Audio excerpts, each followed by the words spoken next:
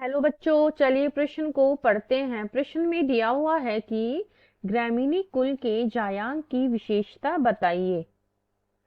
तो इस प्रश्न की मुख्य अवधारणा है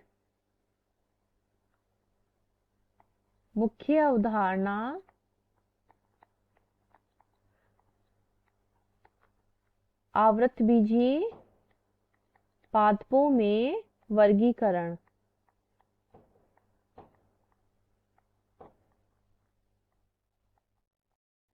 में वर्गीकरण। ग्रामीणी कुल जो होता है, इसके अंतर्गत गेहूं आता है। उदाहरण गेहूं।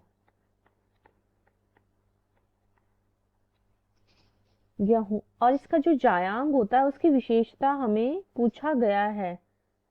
तो जायांग जो होता है, स्त्री केसर वाले भाग को बोलते हैं, जिसको इस साइन से दर्शाते हैं। जायांग जो होती है इसकी त्रिअंडपी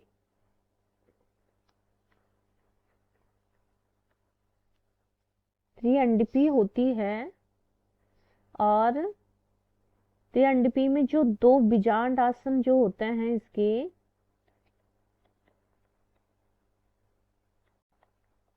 बंदे होते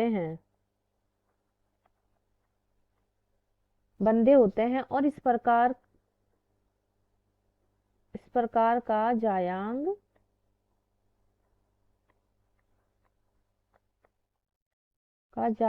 जो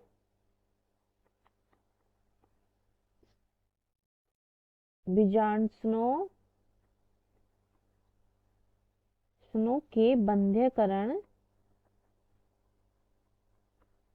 के कारण त्रिअंडपी त्रिअंडपी होते हुए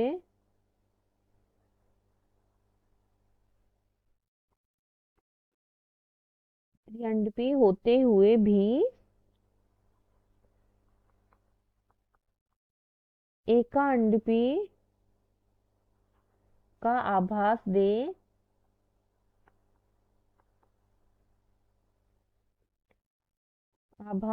आभासी एकांडपी या आभासी एकांडपी या आभासी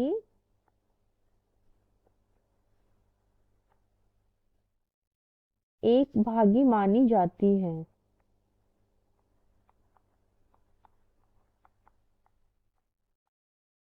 और जो इसमें इसका जायांग होता है वो होता है संयुक्तांडपी, एक कोष्ठीय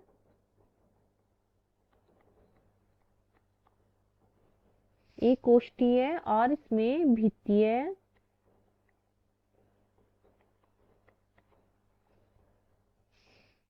बीजांडन्यास होता है। वह संयुक्त प्रकार की होती है। और इसमें जो वृत्तिकाग्र जो होती है वो वृत्तिका दो और वृत्तिकाग्र जो होती है वो पिच की प्रकार की होती है। वृत्तिका दो और वृत्तिकाग्र जो होती है वो पिच की प्रकार की होती है। वह ऊर्ध्ववर्ती प्रकार की इसकी जायांग होती है ग्रामीणी कुल की। इसका ये देखिए, ये है इसका जायांग और ये इस तरह से रहती है। और इसके अंतर्गत जो पिच की जो वृत्तिकाग्र होती है वो पिच की इस तरह से इसमें ये निकले रहते हैं पिच की। तो हमारे प्रश्न में जायांग की विशेषता पूछी थी। ये त्रिअंडपी होती है दो बीजांड आसन जो होते हैं वो बंधे रहते हैं। इस प्रकार का जो जायांग होते हैं वो बीजांडासनों के बंधेकरण के कारण त्रिअंडपी होते हुए भी एकांडपी जैसा आभास देते हैं, इसलिए इनको हम एकांडपी भी बोलते हैं। और इसका जो जायांग होता है वो संयुक्तांडपी एक कोष्ठकीय और भित्तीय बीजांडन्यास इनमें पाया जाता है। आशा करती हूँ आपको इस प्रश्न का हल समझ में आया होगा। धन्यवाद।